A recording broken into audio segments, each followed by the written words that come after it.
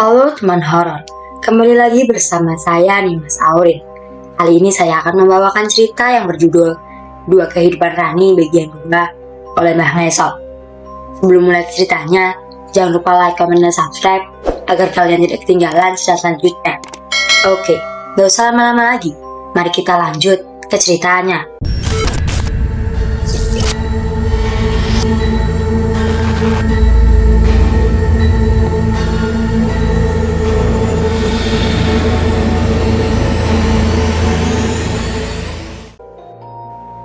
Dua Kehidupan Rani. Aku dan Mas Andro duduk di ruang tamu, sementara Rani dan Dika, anak bungsuku, sedang tidur siang. Segelas teh kusuguhkan ke hadapan suamiku. Wajahnya terlihat kebingungan. Kami sedang memikirkan keadaan Rani yang semakin parah. Rani bahkan sudah membunuh kucing tetangga. Ia tidak memakan dagingnya, melainkan hanya menghisap darah kucing tersebut. Anakku juga lebih senang memakan tulang ayam yang sudah kubuang ke tempat sampah. Kita coba ruqyah saja, Mah. Ruqyah, anak kita masih kecil. Aku takut kenapa-napa. Tapi kita nggak punya cara lain, Mah. Aku lihat di TV, orang yang diruqyah bisa sampai muntah-muntah. Aku takut tubuh Rani belum kuat. Aku merutkan kening sambil terus menimang-nimang anakku. Kita tanya Ustadz Rojidun dulu saja, kalau memang bisa, apa salahnya kita coba? Aku tak menyepalinya. Jujur, saat itu aku sangat khawatir kalau sampai terjadi apa-apa pada Rani. Mas Andro kemudian menelepon Ustadz Rojidun, seorang ahli ruqyah di Jakarta. Ia menjelaskan beberapa hal aneh yang dialami Rani, termasuk kejadian supranatural beberapa hari lalu. Besok bisa, Tats. Kebetulan saya ada di rumah, kata suamiku. Oke, saya tunggu besok jam 3 sore ya, Tats. Ia menutup telepon. Besok kita ruqyah Rani, ujar suamiku. Tapi, Pak, percaya sama aku, Rani akan baik-baik saja, Mah. Sebuah karpet digelar. Rani dikerudungi. Aku sangat kasihan padanya. Wajahnya pucat, tubuhnya lemas. Tak ada lagi keceriaan di wajahnya. Setan yang mengendalikan tubuhnya harus benar-benar dikeluarkan. Ustadz Rojidun membacakan ayat Quran dan meniupkannya pada kepala anakku. Sontak saja, Rani berteriak kesakitan. Pak, cukup Pak, kataku cemas. Mah, biarkan Ustadz menyelesaikan ruqyahnya. Kamu mau anak kita sembuh kan? Tapi aku kasihan sama Rani, Pak. Lebih kasihan lagi kalau dia terus-terusan diikuti setan, Mah. Rani menjerit-jerit kemudian memuntahkan lendir berwarna merah. Dia berdiri sambil menampakkan wajah merah. Siapa kau? Kata Ustadz Rojidun. Jangan ganggu aku. Rani lagi-lagi mengeluarkan suara lelaki dewasa. Keluar dari tubuh anak ini, bentaknya. Tidak, bentak Rani. Aku menangis terisak-isak di pelukan suamiku. Ustadz Rojidun meraih segelas air putih di hadapannya. Disemburkannya air itu pada wajah anakku, membuatnya tiba-tiba jatuh tak berdaya. Sebenarnya, memang ada makhluk gaib yang mengikuti anakmu, Pak, kata Ustadz Rojidun. Apa sekarang makhluk itu sudah pergi dari tubuh anakku, Tats? Iya, dia sudah keluar. Berbanyak berdoa dan membaca Al-Quran agar anak bapak terhindar dari gangguan makhluk gaib. Iya, Ustadz, kami akan lakukan. Setelah selesai, Rani dibopong ke atas tempat tidurnya. Ia tak sadarkan diri. Kata Ustadz Rojidun, itu hal biasa. Nanti ketika Rani bangun, dia akan sehat kembali. Karena makhluk gaib sudah pergi dari tubuhnya. Sesuai arahan Ustadz Rojidun, jam 3 malam aku sengaja bangun untuk sholat tahajud. Aku senang Rani tidur dengan pulas. Ia tidak lagi tertawa-tawa dan bermain sendiri tengah malam. Kugelar sajadah di ruang tamu. Kukenakan mukena. Perlahan kucoba untuk khusyuk. Tapi saat masih rakaat pertama, kudengar pintu terkuak. Langkah kaki mendekat ke arahku. Sebisa mungkin aku berusaha untuk tetap khusyuk. Pikirku, mungkin Rani terbangun dari tidurnya. Saat aku memasuki rakaat kedua, langkah kaki itu menghilang. Aku tidak lagi mendengarnya. Dan entah dari mana datangnya, saat ku bangun dari sujud, tiba-tiba Rani sudah berdiri di hadapanku sambil tersenyum mengerikan. Sorot matanya tajam. Aku terkejut hingga terjungkal ke belakang. Rani, ngagetin mama aja. Mama kan lagi sholat. Mas Andro mengajakku dan anak-anak untuk berkunjung ke rumah orang tuanya di Bogor. Tentu saja, aku sangat senang karena setidaknya bisa melupakan semua kejadian aneh yang kualami akhir-akhir ini. Rumah mertuaku terbilang cukup nyaman. Ada 2 batang pohon rambutan yang rindang di depan rumah dan halaman kecil yang ditumbuhi rumput hias. Setibanya di sana, Bu Fatimah, mertuaku, menyambut kedatangan kami di depan pintu rumahnya. Di rumah sederhana itu, hanya tinggal seorang diri. Sedangkan Pak Hesen, suaminya sudah lama meninggal. Rani, apa kabar sayang? Sapa mertuaku ramah. Rani langsung memeluk neneknya. Rani kangen sama nenek. Bu Fatimah mengusap rambut Rani dan mencium pipinya. Seperti biasa, kami memang lebih suka lesehan di beranda rumah sambil menggelar tikar ketimbang duduk di sofa ruang tamu. Mas Andro membawa sesisir pisang ambon dan seteko air putih dari dapur, kemudian menyuguhkannya. Rani mau pisang, nak. Bu Fatimah mencomot pisang itu dan memberikannya kepada Rani. Enggak, Nek. Rani menggelengkan kepala. Akhir-akhir ini, Rani aneh, Bu. Mas Andro membuka obrolan. Aneh kenapa maksud kamu? Seperti ada makhluk gaib yang mengikuti Rani. Waduh, kamu sudah obati? Sudah berkali-kali, tapi tetap seperti itu, Bu. Kali ini aku yang menimpali. Dia juga sudah kami ruqyah, tapi tetap saja seperti itu, Bu. Kataku sambil mencomot pisang ambon. Rani pernah hilang ya dulu? Tanya Bu Fatimah. Iya, Bu. Mas Andro terlihat serius. Kamu coba deh datang ke tempat kejadian saat dia hilang. Siapa tahu ada petunjuk di sana. Saran mertuaku cukup masuk akal. Aku sudah curiga dari awal kalau anakku memang ada yang mengikuti, atau lebih parah lagi, ada makhluk gaib yang mengendalikannya. Aku dan Mas Andro mengangguk. Apa salahnya mencoba saran Bu Fatimah? Oh iya, tapi bagimu baik-baik aja kan? Sini, ibu mau gendong. Aku menyerahkan Dika pada mertuaku. Kemudian ia ditimang-timang. Aku sangat beruntung punya ibu mertua sebaik Bu Fatimah. Seminggu setelah kembali dari Bogor, aku mengalami kejadian mencekam lagi. Saat sedang menyusui, ku dengar seseorang mengetuk pintu rumah. Semakin lama, ketukan itu semakin kuat tanpa ada suara yang memanggil dari luar rumah. Aku buru-buru meletakkan bayiku di tempat tidurnya dan bergegas untuk membukakan pintu. Mah, jangan dibuka. Rani muncul dari dalam kamarnya dengan wajah ketakutan. Kamu tahu itu siapa? Rani mengangguk. Pintu itu bukan lagi diketuk, tapi digedor-gedor. Saat itu siang bolong, dan aku rasa tidak mungkin ada setan. Itu siapa, Ran? Ganyang, Mah, temanku. Dia lagi marah sama aku. Aku terkejut dengan ucapan Rani, kemudian bergegas menggendongnya, membawanya ke dalam kamar. Lalu kuhubungi Mas Andro agar dia cepat pulang. Pah, makhluk gaib itu datang lagi ke rumah kita. Hah, Rani bagaimana? Dia baik-baik aja, udah kubawa ke kamar. Namun saat menoleh ke arah Rani, ia tiba-tiba menghilang. Ran?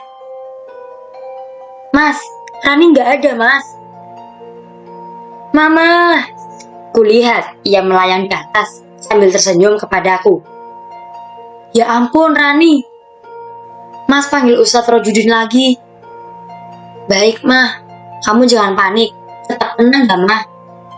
Kulihat Rani masih melayang di atas sambil melambaikan tangan padaku. Mah, ayo sini, main sama Danyang. Dia udah baikan sama aku, mah, ujarnya. Sesaat kemudian, teleponku berbunyi lagi. Mah, Ustadznya meninggal kemarin. Astaga, aku menutup mulut. Cepat pulang sekarang. Oke mah, kamu tenang ya, jangan panik. Papa udah di jalan.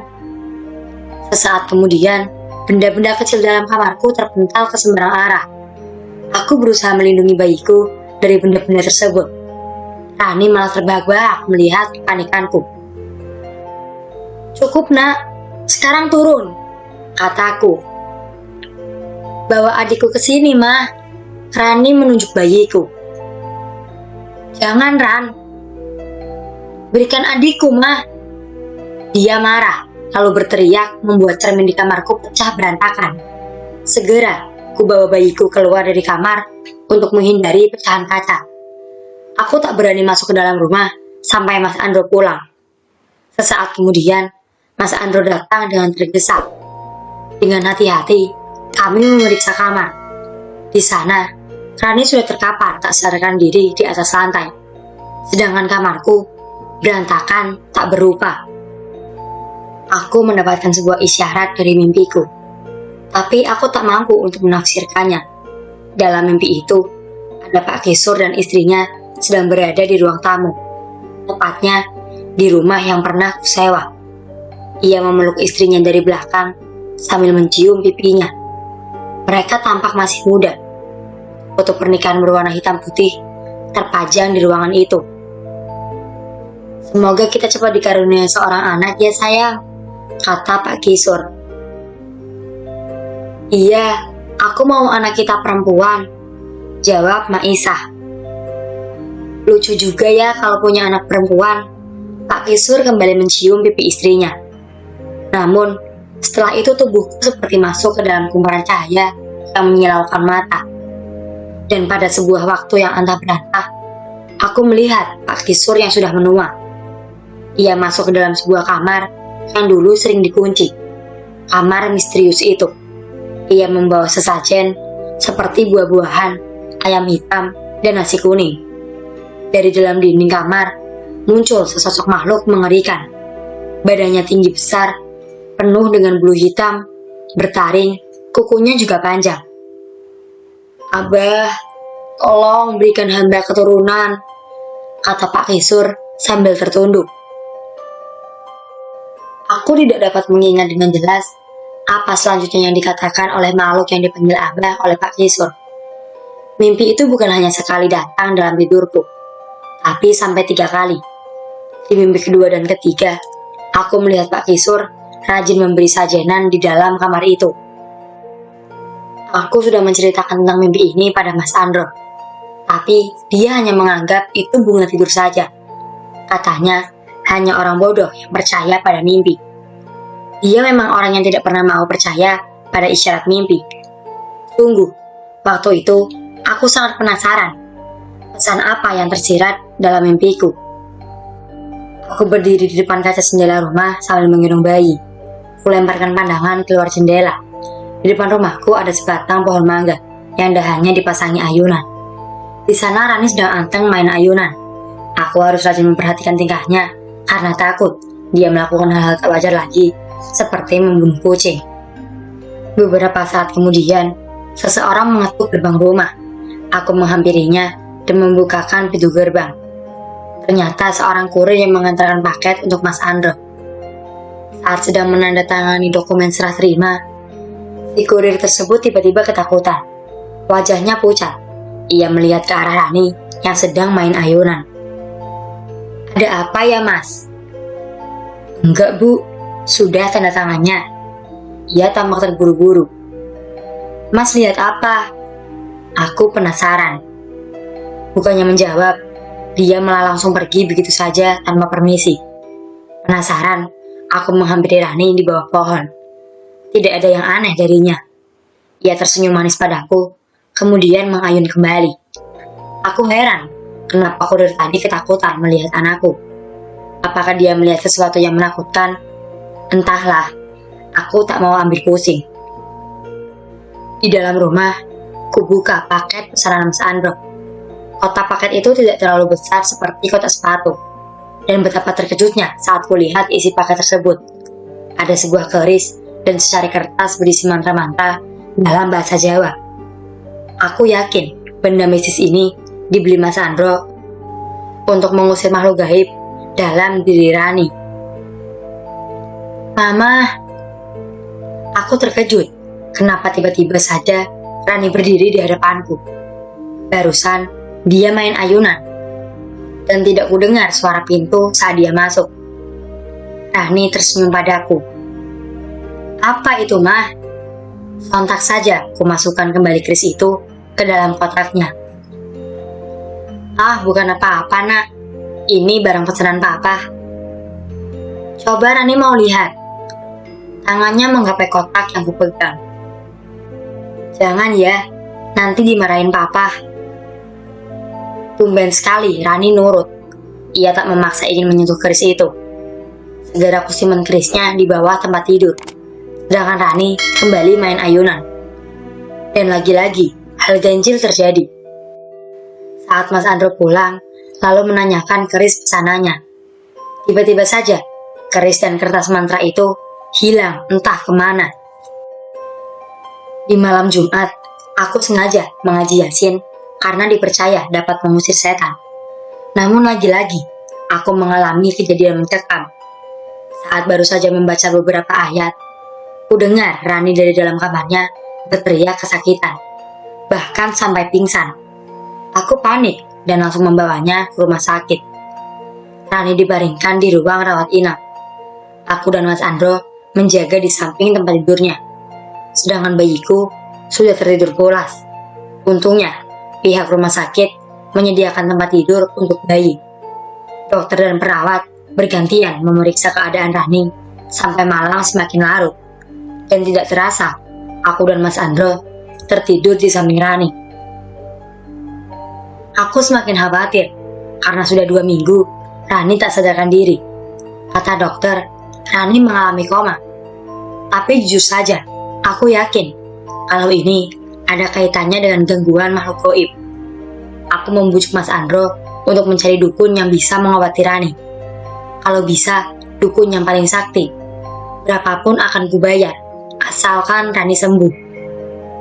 Mas Andro berusaha untuk mencari informasi mengenai dukun tersebut. Mas Andro akhirnya mendapatkan informasi tersebut. Kami lantas memutuskan untuk membawa Rani ke sana. Apa boleh buat? Memang semua upaya harus dicoba. Sepanjang perjalanan menuju rumah dukun, Rani tetap tak sadarkan diri di bangkuanku. Sengaja aku tidak membawa Dika, bayiku. Ia aku titipkan kepada ibu mertua. Mobil yang dikemudikan Mas Andro tiba di sebuah perkampungan. GPS menunjukkan kalau kami sudah tiba di tujuan. Mas Andro melambatkan laju mobilnya. Ia membuka jendela mobil. Ia kemudian menanyakan kediaman Abah Yadi, dukun yang katanya terkenal sangat sakti. Salah seorang lelaki berbaju partai menunjukkan rumah Abah Yadi. Katanya tinggal lurus saja ke ujung kampung, dan rumah Abah Yadi berada tepat di tikungan. Sebuah rumah panggung yang sudah usang. Ada seekor anjing yang sedang tidur di kolong rumah, dan suara deru mobil kami membangunkannya. Kami keluar dari mobil. Mas Andro dengan wajah cemas membopong Rani. Aku mengetuk pintu rumah Abah Yadi, berharap Abah Yadi sedang ada di rumah. Setelah 3 kali ketukan, kudengar suara lantai bambu berderit. Itu pasti langkahnya. Pintu kemudian dibuka. Nampaklah seorang kakek tua yang giginya sudah tanggal semua. Ia nyengir pada kami, lalu mempersilahkan kami untuk masuk. Tikar pandan digelar. Ruang rumah itu sangat sederhana. Hanya ada TV tabung 14 inch yang diletakkan di atas lemari kayu yang sudah usang. Ada sarang laba-laba yang menjuntai di dalam lemari tersebut. Mungkin saja jarang dibersihkan. Belum saja aku cerita tentang keluhan, Dia sudah terkejut duluan, seperti ada yang membisik di telinganya. Ia mengangguk-angguk tanpa sebab. Aku dan Mas Andro saling tatap. Heran, Abah Yadi ini kenapa? Kami tidak berani membuka obrolan, karena Abah Yadi masih terlihat seperti mendengarkan sesuatu. Dia berdehem. Aku mau jujur saja soal anak kalian.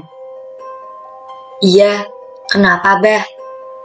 Tanya Mas Andro. Dari semenjak kalian pulang dari Pandeglang, dia sudah meninggal. Aku dan Mas Andro terkejut bukan main saat mendengar penjelasan Abah Yadi. Yang bener aja, Bah. Anak kami masih hidup. Abah lihat, dia masih bernafas. Malah dibilang udah meninggal. Gimana sih? Jelas saja, aku marah. Abah Yadi menarik nafas dalam-dalam, lalu mengembuskannya pelan. Dia masuk ke dalam kamar. Sesaat kemudian, dia muncul lagi dengan membawa sebuah wadah berisi kembang warna-warni. Ia meminta Mas Andro membaringkan Rani di atas tikar. Kembang tersebut lalu ditaburkan ke seluruh tubuh Rani. Saat setelah itu, tubuh Rani bergetar. Kedua matanya melotot.